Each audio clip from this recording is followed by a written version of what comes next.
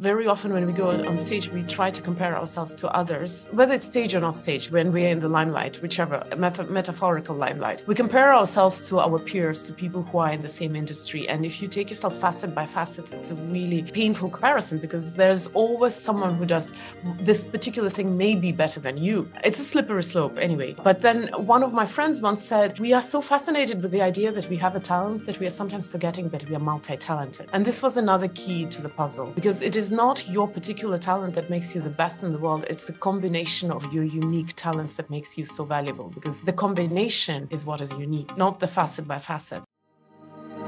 Welcome to the Menopause Mastery Podcast, a show for women just like you who are ready for more health, vitality, passion, living life with a purpose. I created this show because I knew that women just like me in this second season of life, the season of menopause, are really tapping into their deepest desires. And we're ready to harness our physical and mental health and explore what our true passions are and peel back the layers to uncover exactly what we want out of life. I'm your host, Betty Murray, part geek, part magician, and your new medical bestie with a dash of sass. I love taking the complex science and making it easier to integrate into daily life. So let's join the journey to make this season the best ever. So I've got a treat for you today on Menopause Mastery. I am speaking to Kristina Mand-Lakhiani. She is the co-founder of Mindvalley, an international speaker, entrepreneur, artist, philanthropic mother of two, and the newly published author of Becoming Flawsome, which is a fabulous book. And she is one of the most powerful life transformation coaches. And Kristina's content has touched the lives of tens of thousands of students by providing wisdom, life hacks, healthy habit forming, and building formulas that has been curated and inspired by her 20 years in the personal growth industry. And she's not only created life-changing courses with some of the field-leading experts, people like Lisa Nichols, Michael Beckwith. Kristina also hosts her own podcast, Honest Conversations, and has interviewed over 200 specialists in the field of psychology and personal development. And so on today's conversation, what we talked about is her upcoming book, Becoming Flawsome, and how to embrace our flaws and our true selves and get rid of the toxic perfectionism in our world and the things that actually really permeate our culture. And, she really wants everybody to understand that life needs to be a little less serious and we need to live more authentically. And it's really through this Flawsome philosophy that she's going to highlight throughout our conversation, and it's really the underpinnings of her book. And I have to say, having read the book, it is amazing, and it is chock full of actionable items and opportunities for us to do some inner work that actually makes life easier and more refreshing. It's a very honest and insightful and liberating book. And so I want you to join me today as I talk to Kristina and we talk about her lovely book and what you can experience from reading it. So Kristina, so wonderful to have you on Menopause Mastery. So I always like to find out from my guests a little bit about how we got to where we are today, because I think our stories are so amazing. Tell my audience, because you've had a really unique and illustrious career, and I want everybody to kind of know what you've been up to. Well, I actually don't consider myself incredibly unique. I think I have a pretty relatable story, as in, like a lot of people being born a girl. Well, actually, I was born in the 70s, so still the time when there was a lot of conditioning coming with with that gender. Conditioning about what you can and what you cannot do. So yeah, I was born a girl and I studied well. I was a perfectionist, like so many of us. Had my ambitions, went full steam ahead for my goals. Having been a perfectionist and a good girl, of course, achieved a lot of goals. So in that aspect, I've done what pretty much every woman does. She's doing her best to be her best version. So by the age of 40, I had a business that I was proud of. I'm a co-founder of Mindvalley.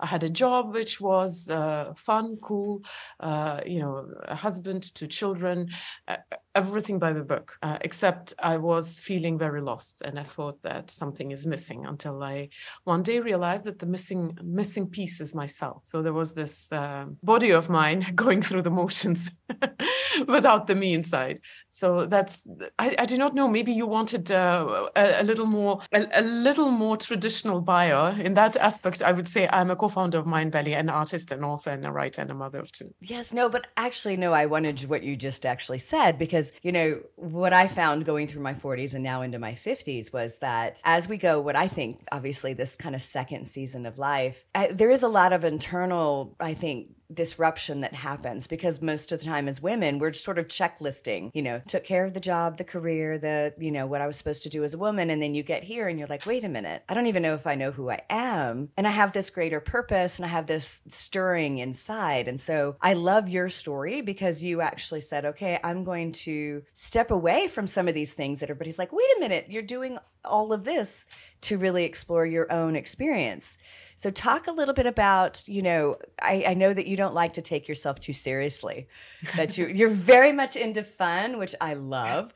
Talk about that, because I think we're way too serious, particularly in the United States. You know. Well, you know what? And don't take it to the dot, but I'll share a story which is the fable. So it's not from my own life, but apparently a long time ago it was some of the Mongol Hans who was trying to invade the whole world, and he was besieging a city. Unfortunately I don't remember the original fable, so I don't know the name of this Han, but take any Mongol ruler. So he was besieging the city, and he would keep sending his soldiers to loot the city. And the soldiers would come back, bring gold, jewelry, whatever that was there, and this ruler would send them back.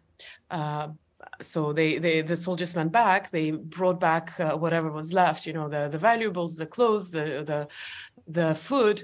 And the ruler asks, so how's the city doing? And the soldiers say, everybody in the city is crying and begging us not to take these things, because they say that they have nothing to wear, nothing to eat, and they're hungry and cold. And then the ruler goes, well, go back and take more. So the soldiers go back, take more, come back, same story. What is the city doing? Apparently everybody's begging, everybody's crying, saying that they have nothing to eat, they're cold, they're dying. And the ruler keeps sending his soldiers back until one day the soldiers come back, bring whatever there's to bring, and the ruler asks, so what is the city doing? And the soldiers say, it's so strange, everybody's just laughing and joking. And the ruler says, okay, now I know there's nothing left. So sometimes, humor is the best way to deal with life's adversities. And if we are talking a little bit more seriously, then according to classical psychology, humor is one of the mature coping strategies if you face adversity in life. Humor, together with altruism, actually, together with sublimation and other mature ways to deal with adversity, but humor is one of them, and that's my favorite. Oh, that's great. That's great. I love that. And I love that story. I've never heard that story before. The fable. That is great. So tell me a little bit. So you've, on Mindvalley, you had several quests that you have created. And that, I think, all the things that you've done in the last couple of years and sort of going inwardly, you're working on a book. So talk a little bit about your transition into these quests and development, and how you came up with the book that you're currently writing that I believe is coming out this year. Yes, it's coming out in June, and it will be on the bookshelves in June. Of course, we are starting selling it a little before that. But talking about the book, there are so many ways to answer this question, because, like I said, when I was born a girl, whenever you're born, you come with some kind of tutorial, which is not an actual book, but somewhere between the lines, we know what we are supposed to do.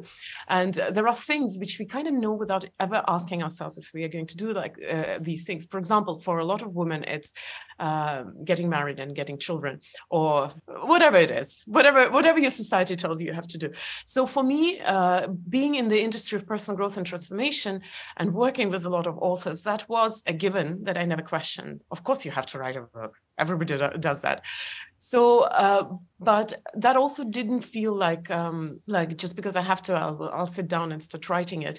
So that was one factor. But then we never do anything just based on one one force that is applied to us. I was doing personal growth and transformation as an entrepreneur and a marketer for about 15 years, and that's a completely different role. I might be in the industry, but I didn't teach, partially because it wasn't my calling. I didn't feel like I had something to share, and there was such awesome. We work with the best teachers. It's really hard to step up next to some of the best and say like, okay, I'm ready, I'll do the same thing. So for 15 years, I never even questioned. But there was a very peculiar thing. I started a business, Mindvalley, like a branch in Russian language market. It was 2009. And part of the job, because we had to translate everything, part of the job was actually being this connecting link between the authors and the audience. And somehow all of this started rubbing off. And I guess that was probably the reason why when I hit 40 and I kind of got jaded with what I was doing for so many years, I actually took sabbatical, and I felt like I have a message I want to share, which is my message, which is not a regurgitation, which I did in the Russian market, but actually something which I have to say. So that happened probably with time. You sometimes need to let things mature and for the roots to, for the things to take root. But the final accord to that whole thing was COVID and confinement, and you're sitting at home in your most existentialist mood. What the best thing to do? You just sit down and start writing that book, which was coming long time. So it's all those things together that brought me to the book. But becoming an author was coming a little bit before that, and being fond of writing was probably always there. I think it's so interesting. We always think that there's this one mission that we have in life, but actually as we go through life, it changes, and sometimes it changes quite dramatically, and there are some things which are always there, and then some decorations change completely. Absolutely. So I'm going to make an assumption here, but you alluded a little bit to it. So it sounds like you were able to either get past your imposter syndrome or do it anyway, right? Do it anyway. Because I still have it. I think it still has it. Of course. So what did you have a particular technique or a thing that you're like, okay, this is it could be just putting one step and foot in front of the other. Do you have a technique to kind of go, okay, I'm gonna step over that feeling and just do it anyway? Do you have something that you did, maybe a ritual, a meditation, or? Yeah, it's a tough thing because it never goes away, I believe. And the more you do, the more you feel that you are an imposter, the more attention you get. Like, we do things for attention, and when we get it, we're like, oh, what if they'll find me out? So having worked with so many authors, I know that everyone has had at least a moment of imposter syndrome. My biggest breakthrough was, I think, about 5 years ago. I was going on one of the biggest Mindvalley stages of that time in US, in LA, actually. And I was feeling very nervous because that was very early time in my speaking career. And I was thinking, who am I to go on stage with all these people? The typical thing. And I couldn't remember how to breathe. So I was standing outside trying to catch my breath. And then this one woman passes by and she says, she stops and she says,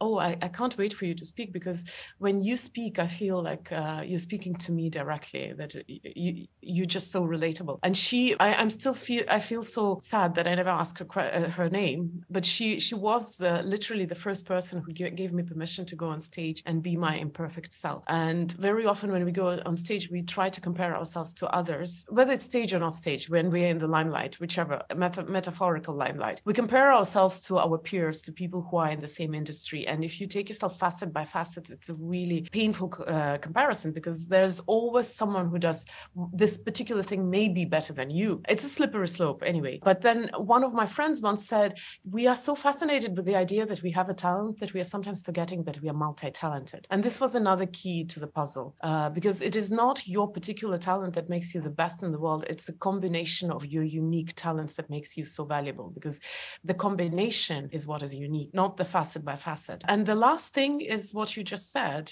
Of course you are scared, but you keep doing things. Yes. Because I hear it so much in my clinical practice. A woman will say, I have these dreams, desires, and things that I want to do. But, a lot of times as a clinical nutritionist, I hear it because they don't like their body. They're like, when my body looks the way I expect it to, then I'll do these things. And I'm like, you got to just step into it. It never happens.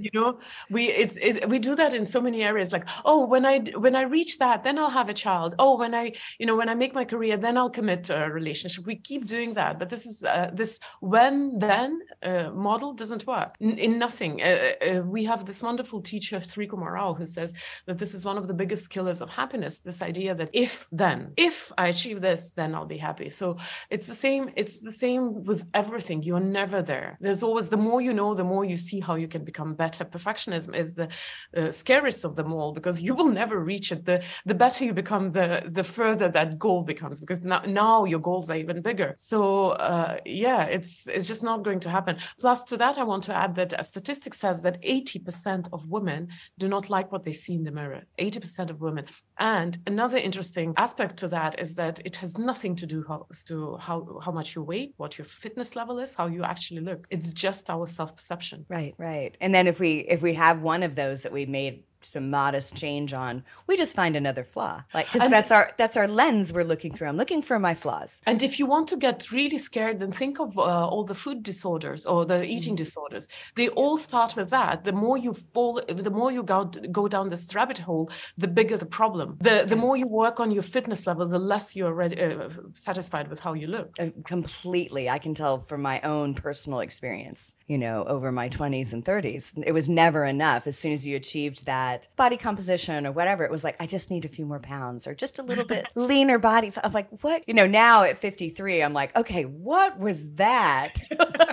Like, that's got to go. So I would love for you to share with my audience, if you could, like 2 or 3 things that maybe you did to help with the perfectionism, because I think all of us have some degree of that. And I think it's kind of like the imposter syndrome. We're always sort of struggling with some level of that. But it sounds like that you have done some conscious uncoupling from perfectionism too. So I'll give a slightly unexpected answer. First of all, I am a perfectionist forever. And a few years ago, I heard this wonderful phrase that I'm a recovering perfectionist. I adopted it for a few years until I realized that I can't recover from being myself. So what I would suggest to do with perfectionist or your impossibly complicated body image, for example, is to not fight it, to just let it be, and to learn, rather than fight it and try to eradicate it, learn to live with it. And this is something what we are not used to doing. We are told that all those things that we don't like about ourselves, we have to fix, we have to change, we have to eradicate. And I want you to be very clear. There's a difference between a bad habit,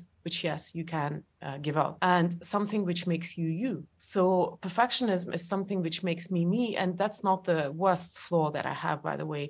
But since we're talking about perfectionism, let's take it as an example. I can't recover from being me. But what I can do is that I can recognize that, yes, I'm perfectionist. So how can I live with this? How can I live with perfectionism? How can I turn it from being my curse into becoming my blessing? How can I learn to not just go around with that perfectionism and still function, but how can I actually see it as something that makes me what I am, see my unique qualities in it. So yeah, being perfectionist is annoying, but knowing that about myself, I can also say, okay, I'm trying to be perfectionist right now. Can we just let it be? Can I stop here? But also, because I'm perfectionist, I am very attentive to certain details. I do have a high bar, and that's a good side of perfectionist. So whatever that is that you don't like about yourself, my suggestion is don't fight it. Learn to live with this. Look that dragon in the face and try to see if you can turn it into a friend. Oh, I love that.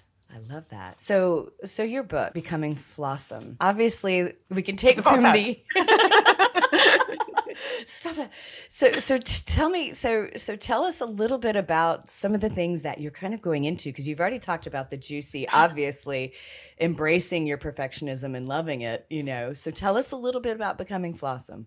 I do talk about perfectionism there a little bit, but I talk about people's imperfections in general, because the opposite of perfectionism is not necessarily the flawsome you. I'm attempting to be flawsome, being perfectionist. I am a little reluctant usually to answer that question for one very simple reason. I believe a book is a journey, and I don't like giving spoilers to a journey. So an analogy would be, if you were to start reading Lord of the Rings, would you want to know that the Fellowship of the Rings is going to fall apart in book 3 and so on?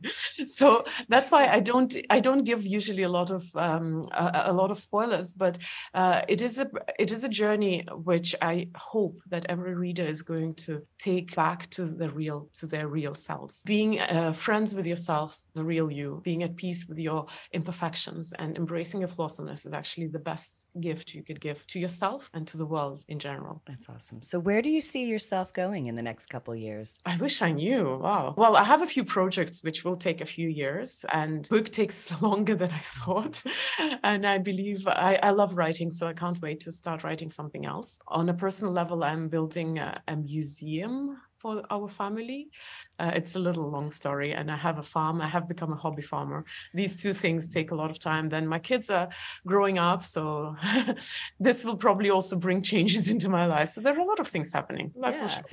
That's awesome. Who would think that you're definitely a farmer and then the museum? That's great. That is awesome. That is awesome. Well, what we are going to do is make sure that all of my listeners obviously know about Becoming Flawsome and have all the links and everything so we can get your book out there so everybody can embrace their true selves. And I'm so happy to have you on Menopause Mastery. Kristina. Thank you so much for having me and for giving me this opportunity to share. Absolutely. Thank you so much. And thank you everybody for listening to Menopause Mastery. And of course, if you loved the episode, give us a review and subscribe and share with a friend so we can all rise.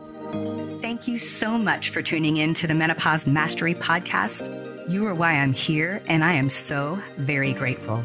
Hit subscribe so you don't miss any wisdom on creating the most exceptional life on our terms. If this episode has helped you in any way, please share it with a friend to spread the love, and together we rise. You can follow me on social media at Betty Murray, PhD, and you can reach me online at bettymurray.com.